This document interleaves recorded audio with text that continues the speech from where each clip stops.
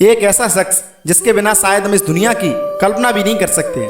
आज से करीब 140 साल पहले थॉमस अल्वा एडिसन ने बल्ब का आविष्कार किया था। लेकिन जो बल्ब बनाया था ना, वो सिर्फ लालटेन जितना उजाला देता था। यानी कि अगर हमें इस दुनिया को जगमगाना है तो हमें हाई वोल्टेज की ज़रूरत है, और इसी काम को करके दिखाया निकोला टेस्ला ने। हाँ, हम ये कह सकते हैं कि अगर निकोला टेस्ला नहीं होते तो शायद ये मोबाइल कंप्यूटर भी नहीं होते, और हम आज भी लालटेन जितने उजेले में बैठे होते। आज futuristic car, wireless drone, electric Motors और भी बहुत सी चीज़ें हैं जिनका हम यूज़ कर रहे हैं, और इसका श्रेय सिर्फ और सिर्फ एक ही इंसान को जाता है, और वो है निकोला टेस्ला।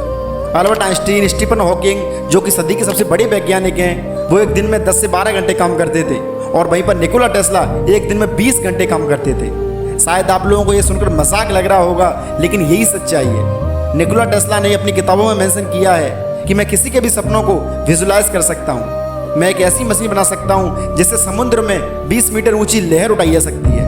और उन्होंने लोगों को एक ऐसी मशीन बना के दिखाई थी जिससे हम यहाँ पर बैठे बैठे ही 250 मील दूर तक किसी भी दुश्मन के जहाज को चुटकियों में ख़त्म कर सकते थे। यानी कि जिस इंसान को टेक्नोलॉजी और साइंस की इतनी गहरी नॉलेज थी, आखिर वो हमारे लिए क्या करके गया। ये कहानी कोई भी फिल्मी कहानी नहीं है जिसे सुन के आपको मज़ा आएगा, बल्कि जो जो लोग इस कहानी को लेकर इंटरेस्टेड हैं, सिर्फ वही लोग आ जाइए। आइए शुरू करते हैं इस वीडियो को। 10 जुलाई 1956 को आसमान में काले काले बादल नजर आ रहे थे और जोर जोर से बिजलियां कड़क रही थी, और उसी रात को टेस्ला का जन्म होता है। और तभी उनकी दाई माँ बोलती है कि ये लड़का एक दिन अंधेरे का प्रतीक बनेगा, और उसकी माँ ने भी इस बात को मान लिया था। टेस्ला की माँ घर पर काम करती थी और उनके पिता एक चर्च में फादर थे। जब टेस्ला 14-15 साल के हुए तो उनके टीचर ने देखा कि एक बंदा सिर्फ पढ़ करके सवालों का जवाब दे देता है, बिल्कुल रोहित मेहरा की तरह। और तभी उनके टीचर को इस बात पर डाउट होने लगा कि ये लड़का कहीं ना कहीं तो चीटिंग कर रहा है, लेकिन वो कभी भी इस बात को प्रूव नहीं कर पाए। जब टेस्ला 18-19 साल के हुए तो उन्होंने 12th को कंप्लीट किया, और उनका भारी मन था कि मैं इंजीनियरिंग कॉलेज में जाऊं। लेकिन टेस्ला के फादर चाहते थे कि वो इंजीनियर ना बने, बल्कि वो भी चर्च में फादर बने। और इसके कुछ समय बाद ही टेस्ला बहुत जोर से बीमार पड़ गए, यानी कि वो सिर्फ मरने ही वाले थे। और तभी उनके फादर ने कहा कि अगर तुम ठीक हो जाओगे तो मैं तुम्हें इंजीनियरिंग कॉलेज में भेजूंगा। और आप यकीन नहीं करोगे कि इस बात को सुनकर के टेस्ला की तबीयत में धीरे धीरे सुधार आने लगा, और वो एक टाइम पर बिल्कुल ठीक हो गए। 1875 में जब वो कॉलेज पहुंचे तो वो एक भी लेक्चर को मिस नहीं करते थे, और वो हर चीज़ को बहुत ही बारीकी समझते थे। और उसी साल वो पूरे कॉलेज में फर्स्ट आए थे। और तभी प्रिंसिपल ने उनके फादर के लिए लेटर लिखा कि आई एम सॉरी, आप अपने बच्चों को यहाँ से ले जाइए, क्योंकि अगर कल कुछ हो गया तो नाम हमारे ऊपर आएगा, क्योंकि ये ठीक से सोता ही नहीं है, ये 24 घंटे किताबों में ही घुसा रहता है। जब टेस्ला ने अपनी इंजीनियरिंग पूरी की तो वो थॉमस अल्वा एडिसन के पास पहुंचे और कहने लगे कि मेरे पास एक ऐसा आइडिया है जिससे हम कई किलोमीटर दूर तक बिजली को भेज सकते हैं। यानी कि मेरे पास AC करंट का आइडिया है। लेकिन उस वक्त थॉमस एडिसन DC करंट पर काम कर रहे थे, और उन्होंने निकोला टेस्ला से बोला कि तुम अपना ज़्यादा दिमाग मत लगाओ, अगर तुम्हें मेरी कंपनी में काम करना है तो करो, वरना यहाँ से निकल जाओ। यहाँ पर निकोला टेस्ला को पता चल चुका था कि हम DC करंट से दुनिया को जगमगा नहीं सकते हैं, और इसीलिए उन्होंने इस कंपनी को छोड़ दिया और अपनी एक अलग कंपनी खोली, टेस्ला इलेक्ट्रिक के नाम से। और टेस्ला ने पहली बार लोगों के सामने AC करंट की पावर दिखाई। लेकिन जब यही बात थॉमस एडिसन को पता चली कि टेस्ला ने AC करंट का इन्वेंशन कर लिया है, तो उन्होंने लोगों के सामने टेस्ला की इमेज खराब करनी चाहिए। उन्होंने इस करंट से एक कैदी को मार दिया और लोगों को बताया कि ये करंट जानलेवा है। और इस बात को लेकर के टेस्ला के ऊपर कई सारे इल्जाम लगे और टेस्ला की कंपनी बंद होने के कगार पर आ गई। लेकिन उन्होंने कभी हार नहीं मानी। एक बार क्या हुआ कि टेस्ला अपनी प्रयोगशाला में थे, तब वो देखते हैं कि हर जगह वायर बिछे हुए हैं, हर जगह तार एक दूसरे से कनेक्ट हैं। और तभी इन्होंने सोचा कि मैं क्यों ना वायरलेस इलेक्ट्रिसिटी पर काम करूं। दोस्तों, कंसेप्ट बिल्कुल क्लियर था कि जैसे हम आज फ़ोन पर एक दूसरे से बात करते हैं, कई किलोमीटर दूर तक अपनी आवाज़ को पहुंचा देते हैं, वो वैसे ही इलेक्ट्रिसिटी को पहुंचाना चाहते थे। यानी कि इस बंदे के बारे में जितना कहा जाए उतना कम है। जिस चीज़ को आज हम सोच नहीं सकते हैं, निकोला टेस्ला उस चीज़ को उस जमाने में बनाने भी लग गए थे, लेकिन उनके पास पैसे नहीं थे। और तभी उन्होंने देखा कि उनके शहर में एक मेला लगा हुआ है, और वो इस मेले में गए और वहाँ पर अपने इन्वेंशन के बारे में बताने लगे कि मैं एक वायरलेस इलेक्ट्रिसिटी पर काम कर रहा हूँ, और अगर ये सक्सेस हो गई तो मैं आप सभी लोगों के घर में बिजली पहुँचाऊँगा। लेकिन सब लोगों को ये मजाक लगने लगा कि ऐसा थोड़ी ना हो सकता है, बिना तारों के बिजली थोड़ी ना पहुँचाई जा सकती है। लेकिन वहीं पर एक बंदा था जिसका नाम है JP मॉर्गन, उसको टेस्ला का आइडिया इतना पसंद आया कि उन्होंने टेस्ला को फंड दिया और कहा कि तुम इस प्रोजेक्ट पर काम करो।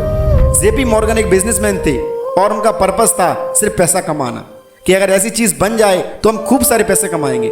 लेकिन जब उन्हें पता चला कि निकोला टेस्ला इस बिजली को लोगों के घरों तक बिल्कुल फ्री पहुंचाने वाले हैं, तो जेपी मॉर्गन ने उनके फंड को कैंसिल कर दिया। निकोला टेस्ला एक टावर बना रहे थे और उसके ऊपर कुछ ऐसा यंत्र लगाने वाले थे कि लोगों के घरों में वायरलेसली इलेक्ट्रिसिटी पहुंचाई जाए। लेकिन जैसे ही उन्होंने फंड कैंसिल किया तो निकोला टेस्ला को अपना प्रोजेक्ट बंद करना पड़ा और ये चीज़ दुनिया के सामने कभी नहीं आ पाई। लेकिन टेस्ला यही नहीं रुके, बल्कि उन्होंने एक ऐसी मशीन बनाई जो कि अर्थ की ओर ला सकती थी। और आप सोच रहे होंगे कि कोई बहुत बड़ी मशीन होगी, तो ऐसा बिल्कुल भी नहीं है। वो मशीन सिर्फ हमारी हथेली जितनी थी।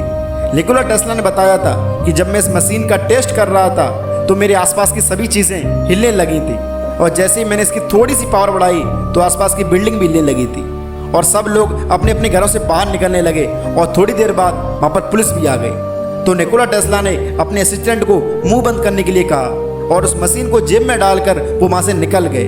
और उन्होंने रात को फिर से उस मशीन का प्रयोग खाली पड़ी बिल्डिंग में किया।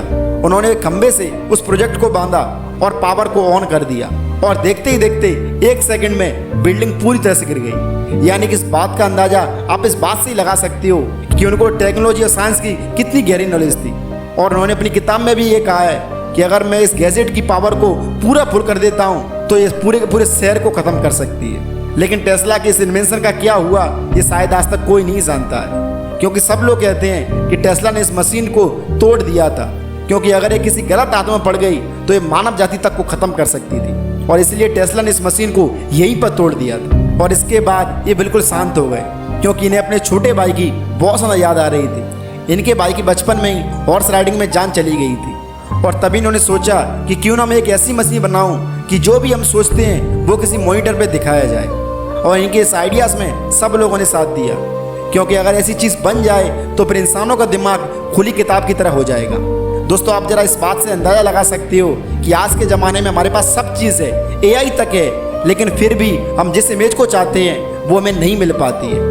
और आज से 150 साल पहले कोई इंसान हमसे कह रहा है कि तुम सिर्फ सोचो और वही चीज़ स्क्रीन पर दिखाई जाएगी। यानी कि इस इंसान की इमेजिनेशन पावर को इस बात से हम समझ सकते हैं। निकोला टेस्ला क्या करते थे कि वो जिस चीज़ को देखते थे उस चीज़ का अपने दिमाग में एक 3D मैप बना लेते थे कि ये चीज़ काम कैसे करती है। उन्होंने अपने प्रोजेक्ट पर बहुत काम किया, लेकिन फंडिंग ना मिलने की वजह से उन्हें ये प्रोजेक्ट बंद करना पड़ा। दोस्तों, अभी मैं सोच रहा हूँ कि काश निकोला टेस्ला एक अमीर परिवार से होते तो ये चीज़ें जो आज हम किताब में पढ़ रहे हैं ना, वो चीज़ आज रियल में होती। और अगर ये चीज़ रियल में होती ना, तो इंसानी शक्ति कितनी हद तक विकसित हो चुकी होती ये हम कभी सोच भी नहीं सकते।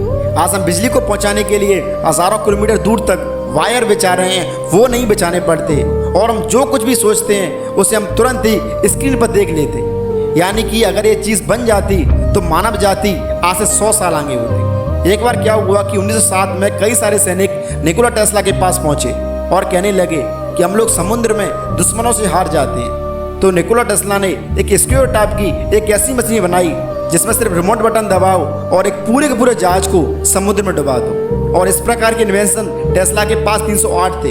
एक इनका बहुत ही फेमस इन्वेंशन है कि एक ऐसी मशीन बनाना चाहते हैं जो कि हवा में बिना किसी एक्स्ट्रा एनर्जी के एरोप्लेन को उड़ा सके। और इसका मॉडल उन्होंने तैयार भी कर लिया था कि हवाई जहाज को इलेक्ट्रिसिटी की मदद से उड़ाया जाए। वो रियल में कुछ ऐसा करना चाहते थे कि जैसे हर शहर में एक पावर स्टेशन होगा और वो हवाई जहाज वायरलेसली उस करंट से कनेक्ट किया जाएगा, तो फिर हमें तेल की ज़रूरत नहीं है। वो कहते थे कि असली इन्वेंशन वही है जिसमें एक्स्ट्रा एनर्जी ना लगाई जाए। वो चाहते थे कि न्यूयॉर्क से लंदन तक हम 3 घंटे में पहुंच जाए, यानी कि वो भी उस टाइम पर। आज भी हमें पहुंचना हो तो हमें 7 घंटे से ऊपर लगते हैं। यानी कि अगर हमें टेक्नोलॉजी में कुछ काम करना है तो हमें निकोला टेस्ला को अपना भगवान बनाना पड़ेगा, क्योंकि उन्हें साइंस की इतनी गहरी नॉलेज थी जितनी हर एक इंसान को हो भी नहीं सकती है। लियोनार्डो दा विंची, जो कि आविष्कारों के आविष्कार कहे जाते हैं, उनके बाद दूसरा नंबर निकोला टेस्ला का ही आना चाहिए, और आता है उनका नाम क्योंकि वो वर्ल्ड के सबसे बड़े साइंटिस्ट रह चुके हैं। और निकोला टेस्ला ने बहुत सारे इन्वेंशन किए हैं। अगर मैं सारे के सारे इन्वेंशन आपको दिखाने लग जाऊँ ना, तो ये वीडियो 2 घंटे से भी ऊपर हो जाएगी। तो दोस्तों, ये थी निकोला टेस्ला की कहानी। अभी तो कहानी बहुत बड़ी है, लेकिन मैं आपको शॉर्ट में बताई है। अगर आप चाहते हो कि अगली बार लियोनार्डो दा विंची की कहानी बताऊं, तो अब इस चैनल को सब्सक्राइब कीजिए, बेल आइकन को प्रेस कीजिए। मैं मिलता हूं नेक्स्ट वीडियो में, तब तक के लिए जय हिंद, जय भारत।